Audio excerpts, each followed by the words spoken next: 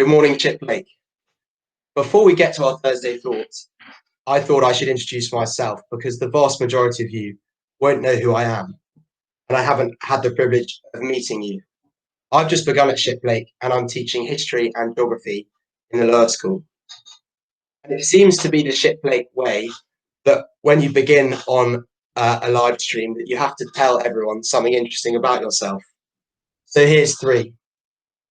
Whilst I'm not at school, I hope to be climbing mountains elsewhere. That's what I hope to be doing in my holidays. Second, this isn't my first time at Ship Lake. When I was born, my father was the chaplain here and my family lived on site. And finally, as of yesterday, along with the whole rest of the lower school, I'm currently a Twitter dancing sensation. So do go and check that out later. But that's quite enough about me. I just want you to think for a moment, when I say the word servant or servanthood, what do you think about?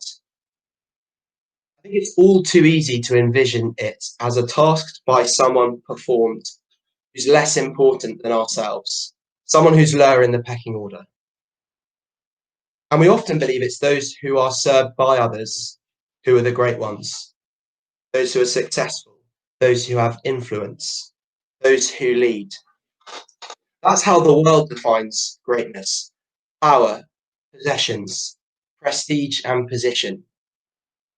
You demand the service of others, you've arrived. And you only have to walk into a bookshop or browse YouTube to see that. There are literally thousands of books that have been written about leadership and another 10,000 talks on how to achieve greatness and success. But you will find very little on servanthood. Everyone wants to be great, but no one wants to be a servant. But I'm convinced that greatness is not found in our status, but rather in our service.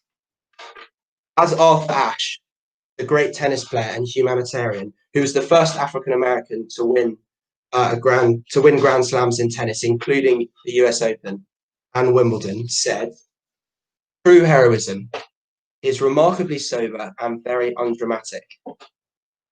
It's not the urge to surpass all others at whatever the cost, but the urge to serve others at whatever the cost." I think the greatest amongst us will be the ones who serve. And actually, some of the greatest leaders in history have shown us just that. Mother Teresa, Mahatma Gandhi, Nelson Mandela, Martin Luther King Jr. For them to lead was to serve.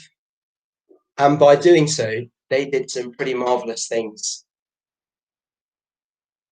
And so what is remarkable is when you throw out power, possessions, prestige, and position, and redefine greatness as service, then we can join Martin Luther King and say, well, anyone can be great. Literally anyone can serve. Service requires no special talent or gift, no particular title or permission. You don't have to wait to be asked or to be recognized. You don't even need a certain status or salary. Anyone can serve others. My grandpa often tells the story of when he was asked to go and meet someone off the train when he was a teenager. But how will I recognize them? I've never seen them before, he asked. He simply got the reply, just look for the man with the brown hair, helping somebody. I wonder how you would be recognized, or at least would like to be recognized by others. Would it be because you'd been serving someone? The greatest amongst us will be the ones who serve. And whilst this is a challenge this morning to you, and it certainly is to me, to try to serve others, it's also a reminder to look up to and to thank those who serve us at Ship Lake and remind them of their greatness. Those who will be serving you food, cutting the grass, cleaning your room, helping you when you're hurt, those who spend their days putting your interests above their own. In our self-serving culture, with its me-first mentality, acting like a servant isn't often a very popular option. But greatness isn't found in status, but in service. I think the greatest amongst us will be those who serve. And just as I finish, I want to dare to go even a little further than I have and echo some great words of another servant leader. That whilst I don't know exactly where any of you are going or where you might end up, I do know one thing. The only ones amongst you who will really be happy, who will find real happiness, are the ones who've sought and found how to serve others.